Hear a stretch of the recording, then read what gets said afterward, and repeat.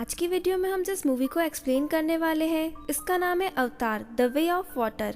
इस मूवी में हमें दिखाया जाता है कि किस तरह इंसान धरती से पिंडोरा प्लेनेट पर जाते हैं और अपने फायदे के लिए वहां रह रहे क्रिएचर की जिंदगी तबाह कर देते हैं। मूवी की शुरुआत में हमें जैक दिखाया जाता है जो कि अपने पूरे परिवार के साथ पिंडोरा प्लेनेट पर रहता है। यहाँ पर जैक अपने परिवार के साथ बहुत खुश रहता है। पिंडोरा प्लेनेट पर रहने वाले लोग हम इंसानों से बिल्कुल ही अलग होते हैं क्योंकि इनकी पूंछ होती है और इनका कलर भी अलग होता है। पिंडोरा के लोग यहाँ से वहाँ सफर करने के लिए उड़ने वाले क्रिएचर का इस्तेमाल करते हैं, पर जैक ने यहाँ पर एक बच्चा गोद लिया होता है जो कि इंसानों का होता है क्योंकि आज से कुछ साल पहले इंसान पिंडोरा पर रहने के लिए आए थे और जब लोग धरती की तरफ गए तो यह बच्चा यहीं खो गया था। तभी से इस बच्चे को जैक और उसके परिवार ने ही पाला है। जैक अपने सभी बच्चों को हर तरह का अभ्यास कराता है, जैसे कि तीर चलाना, मछली पकड़ना। वह इंसानी बच्चे का भी अपने बाकी बच्चों की तरह ख्याल रखते हैं। यह सभी बहुत खुश होते हैं, पर एक रात अचानक जैक और उसके परिवार को आसमान में चमकता हुआ तारा दिखाई देता है। वह तारा धीरे धीरे इनके प्लेनेट की ओर बढ़ता है और पता चलता है कि यह तो एक इंसान की स्पेसशिप है।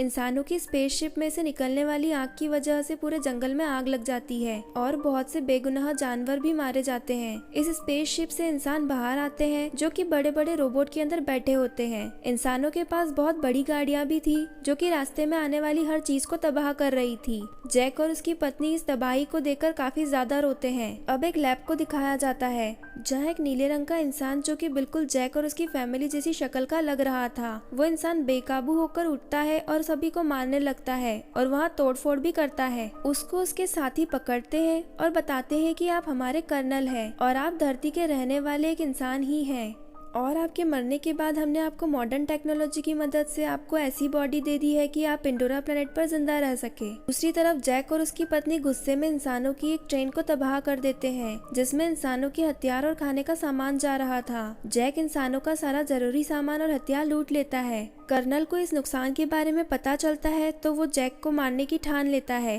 कर्नल पैदल ही हथियारों के साथ में जंगल में जाता है। वहाँ पर जैक के सभी बच्चे खेल रहे होते हैं। वह इंसानों को अपनी तरह आता देख बच्चे जैक को सारी बात बता देते हैं, पर कर्नल जैक के सभी बच्चों को पकड़ लेता है। पर कुछ ही देर में जैक और उसकी पत्नी यहाँ पहुँच जाते हैं। जैक की पत्नी एक इंसान के सिर से तीर आर पार कर देती है। इंसानों और नावी लोगों के बीच बहुत लड़ाई होती है। दरअसल पिंडोरा पर रहने वाले लोगों को नावी कहा जाता है। जैक की वाइफ अपने बाकी बच्चों को तो बचा लेती है, लेकिन कर्नल जैक के एक बच्चे को उठाकर ले जाता है जो कि इंसानों का था और कर्नल ने उसे गोद लिया था।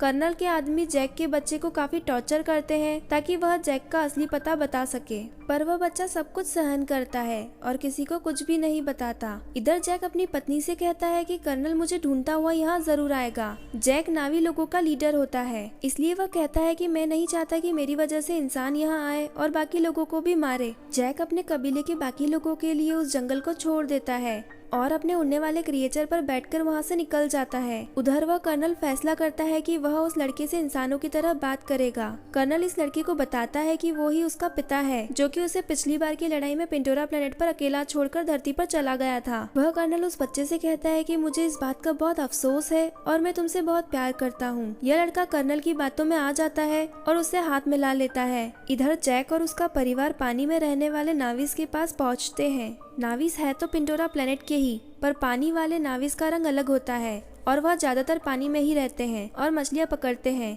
पानी वाले नाविस जैक और उसके परिवार का मजाक उड़ाते हैं। तभी पानी वाले नाविस का लीडर यहाँ पर आता है और वह जैक से कहता है कि तुम सभी जंगल को हारने वाले हो, तुम पानी के पास नहीं रह सकते। पर जैक इस लीडर से कहता है कि मुझे आपकी मदद की जरूरत है और मुझे यहाँ रहने की जगह चाहिए ताकि मेरा परिवार यहाँ जिंदा रह सके। कबीले का लीडर मान जाता है और जैक को यहाँ रहने की इजाजत दे देता है। अगले दिन वहाँ के लड़के जैक की बेटी का उसके बालों को लेकर मजाक उड़ाते हैं। तभी वहाँ जैक के बाकी बेटे आते हैं और इस लड़के को मारते हैं। वह लड़का यहाँ के लीडर का बेटा होता है। जैक अपने ही बेटे को डांटता है और कहता है कि जाओ उससे माफी मांगो।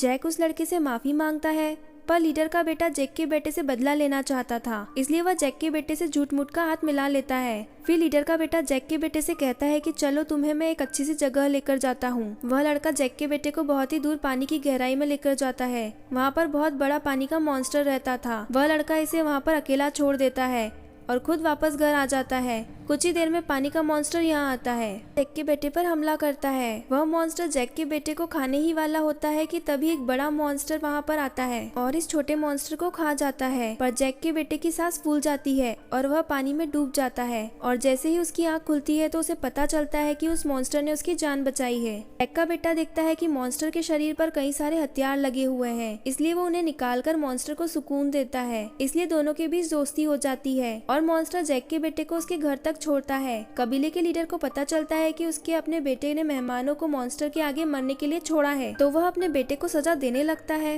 पर जैक का बेटा कहता है कि उसमें उसकी कोई गलती नहीं है और वो खुद ही गहरे पानी में गया था। लीडर का बेटा शर्मिंदा होता है कि जैक के बेटे ने उसकी जान बचाई। लीडर का बेटा जैक के बेटे का अब अच्छा दोस्त बन जाता है। उधर कर्नल भी जैक को बेतहासा ढूंढ रहा था ताकि जैक को मार सके। वह कर्नल हर कबीले में जाकर जैक के बारे में पूछता है, पर किसी को जैक के बारे में कोई जानकारी नहीं होती है। किसी की कोई गलती नहीं होती है। इसके बावजूद भी वह कर्नल वहाँ के उड़ने वाले क्रिएचर को मार देता है और कबीले में आग लगा देता है। यह सब जैक को ढूंढ ही रहे थे, तभी इन्हें पानी में रहने वाले मॉन्स्टर का परिवार दिखाई देता है। सभी इंसान बेवजह उन मॉन्स्टर में से एक को मार देते हैं। उस मॉन्स्टर का बच्चा मरे हुए मॉन्स्टर के आसपास घूमता है, पर इंसान बेशर्मों की तरह हंसते हैं और तालियां बजाते हैं और उस मरे हुए मॉन्स्टर को अपने साथ लैब पर ले जाते हैं। फिर ये सभी लोग उस मॉन्स्टर के मुंह में जाते हैं और एक ड्रिल मशीन से उस मॉन्स्टर के मुंह में छेद करते हैं, जिसके अंदर से एक पीले रंग का लिक्विड निकलता है। यह एक ऐसा लिक्विड होता है कि इसको जो भी पिएगा उसकी उम्र बहुत ही धीरे धीरे बढ़ेगी। इस लिक्विड की कीमत भी धरती पर करोड़ों रुपए होती है। अगले दिन पानी में रहने वाले नावी लोग और जैक उस मरे हुए मॉन्स्टर को देख लेते हैं। वह लोग जैक के परिवार को बहुत ही बुरा भला कहते हैं कि तुम्हारी वजह से इंसानों ने हमारे क्रिएचर मारे और जंगल को तबाह किया। पर कबीले का लीडर जैक का साथ देते हुए कहता है कि हम सभी मिलकर इंसानों से जंग लड़ेंगे। इधर जैक का बेटा अपने सभी बड़े मॉन्स्टर दोस्त से मिलने के लिए जाता है। जैक का बेटा देखता है कि उस मॉन्स्टर की बॉडी पर एक बड़ा सा डिवाइस लगा हुआ है।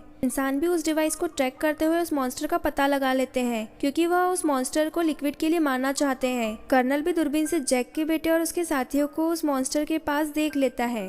जैक का बेटा मॉन्स्टर का वह डिवाइस निकाल देता है और मॉन्स्टर वहां से भाग जाता है, पर कर्नल जैक के बेटे और उसके बाकी साथियों को पकड़ लेता है और अपने शिप पर बांध देता है। जब जैक को यह बात पता चलती है तो वह बच्चों को बचाने के लिए हथियारों और अपने साथियों के साथ वहां पहुंच जाता है। और कर्नल जैक से कहता है कि अगर वो अपने बच्चों की जान बचाना चाहता है तो उसे बिना हथियारों के ही अकेले शिप पर आना होगा। जैक सभी की सलामती के लिए अकेले ही शिप पर जाने का फैसला करता है। तभी अचानक वह जैक के बेटे का मॉन्स्टर दोस्त पानी से बाहर आता है और कर्नल के शिप पर हमला करता है और सभी इंसानों को मारने लगता है। इधर जैक भी मौके का फायदा उठाकर इंसानों पर हमला कर देता है। इंसानों और नावी लोगों के बीच में बहुत लड़ाई होती है। वह पानी का मॉन्स्टर भी नावी लोगों की मदद कर रहा होता है। जैक भी मौका देकर अपने सभी बच्चों को वहां से छुड़ा लेता है, लेकिन लड़ाई के बीच कर्नल जैक के एक बेटे को मार देता है और इसकी माँ यह सब देखकर अपने दिल पर काबू नहीं कर पाती है और चिल्ला चिल्ला कर रोती है। इधर जैक के 2 बच्चे कर्नल ने फिर से पकड़ लिए होते हैं। कर्नल इंतजार कर रहा होता है कि कब वह अपने बच्चों को बचाने आएगा और इसी मौके का फायदा उठाकर हम उसे मार डालेंगे।